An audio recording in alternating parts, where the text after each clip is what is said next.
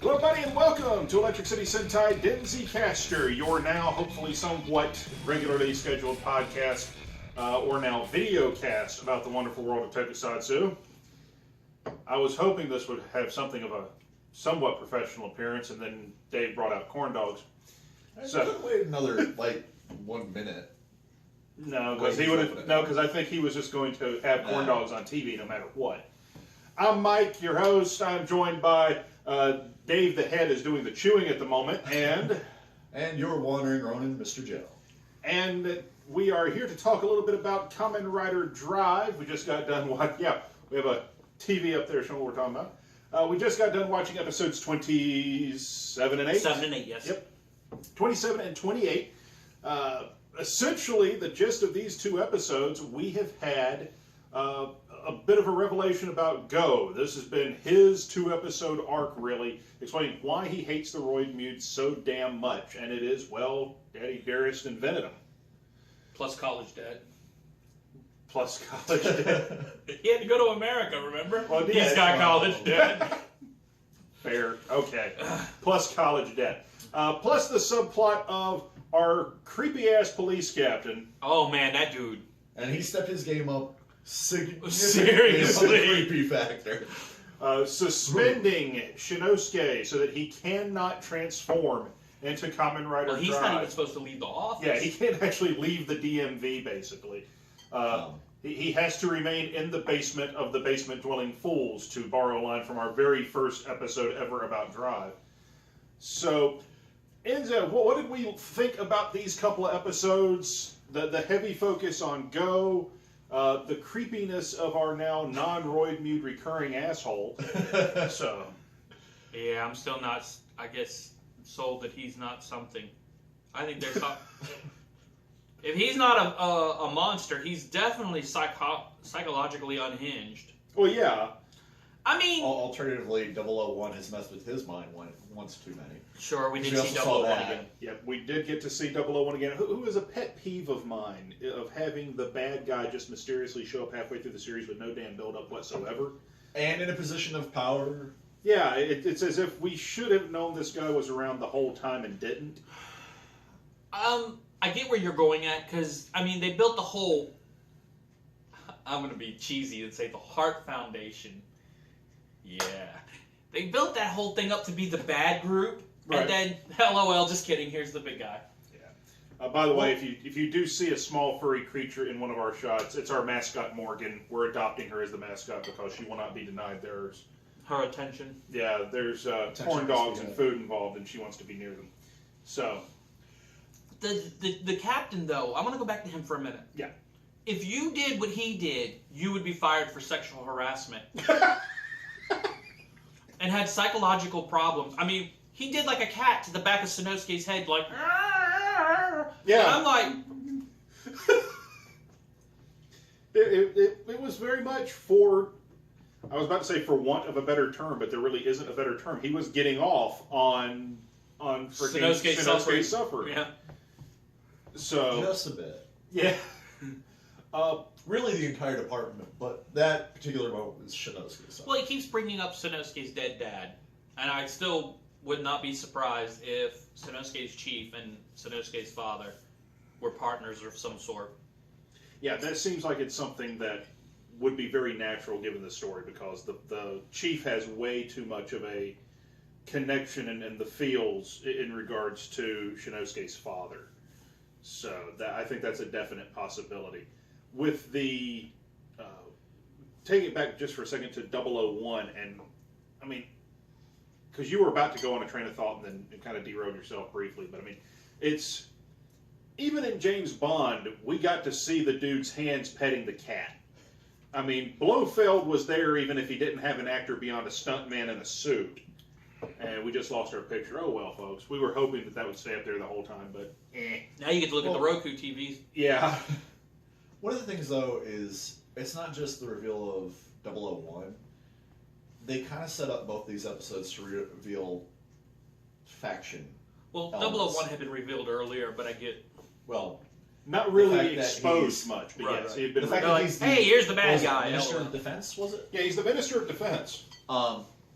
So, I mean, he's kind of a high muckety-muck in real-life government in that sense. So, there was that aspect of the reveal, but it's also just that he seems to be working at cross purposes with the, as you put it, the Heart Foundation. It looks like he's trying to recruit Brain. It looks like he has recruited Brain, not trying to. But also, they ran that parallel with the whole faction element within the Kamen Riders themselves. With Go's potential fall being seeded as these 2 episodes with his storyline. Especially at the end there. Yeah. You know what I mean? But also you have it in the sense of Belt-san and that whole relationship with the chief and the father element on that side. It's like, this could have been a separate faction element anyway. So you have some potential, I guess, politicalized drama brewing on the writer side as well. So it was a small parallel, but it was there. It was. Speaking of people petting cats. I agree. I think there's a lot of starting to see multiple sides show up, and now we're starting to see multiple sides amongst the villains. And we don't see much of Heart or Medic in these 2 episodes at all. This Just is really the end of the second episode. Well, I have to admit, when the woman started acting weird, I thought she was Medic. Oh, yeah. You called out that she was Medic. I called out that watch her be the fusion element. One of us was right, because... See, I didn't even recall fusion being a thing. It's been a while since we've watched some Drive, folks. So I would say the monster story in this was secondary. It was a vehicle to show Go becoming more and more aggressive. It was a reason to galvanize him towards this course even without the brainwashing. Because for most of the episode, Go is in some sort of a trance. He is in a heightened emotional state because of the Roid Mute, which we don't find out till almost the end. But I think the Roid Mute's concept of she's trying to surpass her father, so on and so forth, and we didn't even get those details until pretty much until almost the very end. So it's like, But we see that. Well, we do see that they're an emotional manipulator. Yeah. Because normally they're just driving people angry, but if you can manipulate anger, you can manipulate other emotions as well, because they're manipulating Go and his familial connection with his sister, because the woman shows up and goes, I need your help to find my brother. Boom, you've already got him hooked. Exactly. Because it's playing off the sibling relationship that he has with Kiriko. So that's also I remembered her name. It only took 25 episodes. It's also starting an inversion of how they redeemed Chaser. Yeah. This is the inversion of that. This is the start of the fall of Go. So we're not. But do you think he's going to fall? Do you think he's going to join Brain? That's what they're planting the seeds for. Whether they carry through with it or not is going to be a storytelling decision that we'll find out later episodes. I don't think he goes with them. No pun on his name. Well, from a simply toyetic standpoint, we see the debut of the ride boosters, and there were 2 of them, so that there are 3 seats. The angry go-karts that help cars fly. Yeah, I still call them hovering riding lawnmowers instead. I'm sorry. So yeah, they're that ugly. Our new toy in this episode had nothing to do with a new transformation or anything of that nature. Our new toy had to do with something for the car, and that was the ride boosters, which are essentially matching go-karts that latch onto either side of Trideron for the 3 riders to work together. And to my best of my knowledge, there is no practical prop for this. This thing is totally CG. There's no way not for it to be. And it makes the car fly. Yes, they're giant turbines. Ugly as Tell us how you really feel, Joe. This is bad CG. It's right in your wheelhouse. This is horrible CG, but that's not the worst CG in this pair of episodes. The worst CG in this pair of episodes was the flying pterodactyl cars that they sent after him. I actually kind of like them. I think it's funny I'm sitting here in the middle. Focus in on them because it was awful CG. I'm glad I'm sitting in the middle, because sometimes I'm all like, yeah, I like the CG, and now I'm going to be all like, did you like this, the car, the Formula One suit? Or did you not like it? Okay. This is me admitting something in the sense of, I like something because it's bad. Okay. I love the colors. I love the idea of the formula suit. Its implementation is goofy as hell, but I still love it. I think I'm going to have to go on the I don't like it. Really? When your weakness is that you can't reach anything above your shoulders because you can't lift your arms up? I don't know. I think it's very impractical. And as I pointed out, you're kind of opening yourself up to somebody just grabbing that whole tail wing thing that you have on the back. You don't need it because you have one on the helmet already for that imagery. And they can just hold you there and it's like, oh, you can't hurt me. Bop, bop, bop, kidney punch, dead. I did like seeing Gen and the professor character. I can't remember her name. The doctor. Yeah, I liked them going undercover as a married couple. Even though it was just one scene and just fluff, it was still relief. Yeah, I mean it was funny and it was interesting to see that they, as their characters, were capable of doing more than just being two-trick ponies. Yeah, well, man, they got to be undercover cops, so which I enjoy. It adds a little something more. This is a show that has to remind you every once in a while that it's a cop drama, right? That it's not. Because yeah, it's not simply a superhero show. It has the trappings of being a police drama on top of that. And I compared this show very early on to Kamen Rider Double, which I think you've probably seen a little bit of, Joe, and I know you haven't seen any of. I'm about halfway through it. Kamen Rider Double was all about private investigator, and that's something that the show never forgot through the entire run. They never forgot that our hero in that show is a PI. Was it also Kamen Rider Noir? In a lot of ways, yeah. Complete with the fedoras and everything. But this show, from time to time, has kind of forgotten that it's a police show.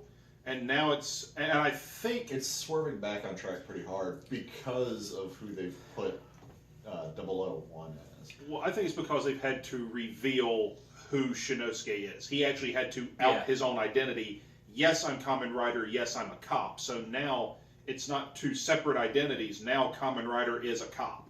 There's no two ways about it. But up to that point, you could argue that you had Kamen Rider Drive, who was a superhero, and you had Shinosuke Tamari, who was a police officer, just like you have Batman the vigilante and you have Bruce Wayne the billionaire.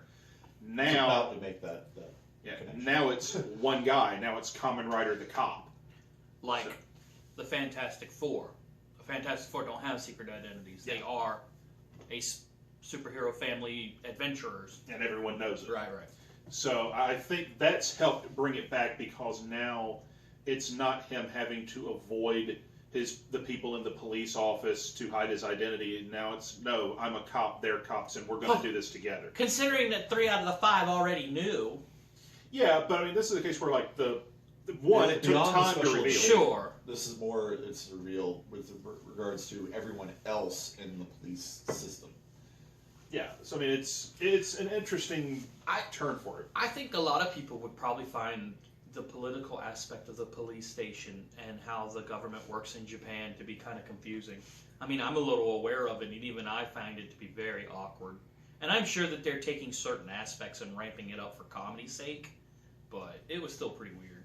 Yeah, I mean, what we have at the moment is we have Hart and Medic, who are essentially, to give the love triangle here, as it were, we have Hart and Medic, the best there is, best there was, and best there ever will be.